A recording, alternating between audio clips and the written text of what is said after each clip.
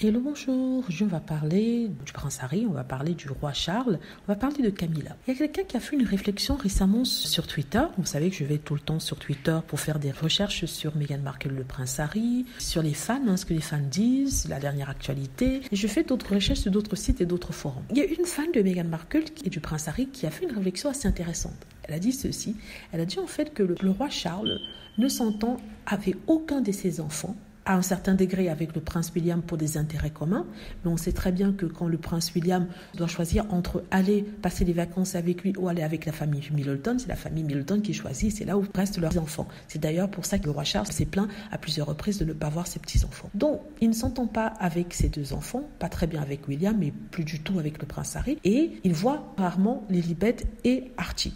Et ça, c'est par rapport au choix qu'il a fait de retirer Harry et Meghan la sécurité et la protection lorsqu'ils sont sur le territoire anglais, mais en même temps de leur retirer Frogmore. Et cette femme a dit en fait que toute l'énergie du roi Charles ou du prince Charles est passée à protéger Camilla, peu importe le prix, n'est-ce pas? Le prix étant la perte de ses enfants.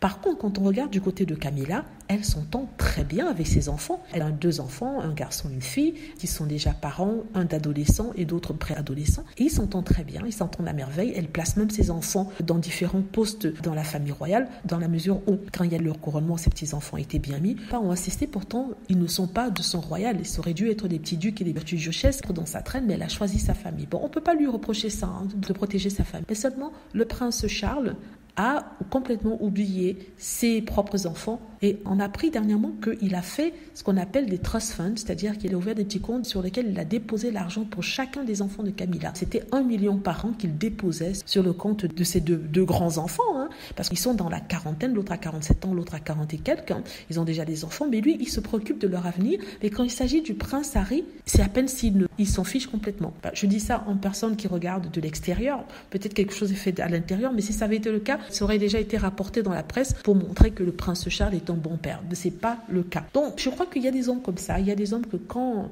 ils aiment une femme, ils font tout pour la protéger. Si c'est une deuxième épouse, ils font ça aux dépens de leurs propres enfants, les enfants qu'ils ont eus avec leur première femme. Ici, c'est d'autant plus accentué que le prince Charles, ou le roi Charles, n'avait pas d'amour pour Diana. En plus de ça, il ne la supportait pas parce qu'elle était rebelle, elle ne se laissait pas faire. Et je crois que ce désamour qu'il avait pour elle s'est porté sur les enfants. Voilà. Dites-moi ce que vous en pensez. J'espère que vous aimez la vidéo. N'hésitez pas à cliquer sur like si c'est le cas, à vous abonner pour plus de vidéos et à cliquer sur la petite cloche afin de avertir lorsque je poste une nouvelle vidéo. Merci.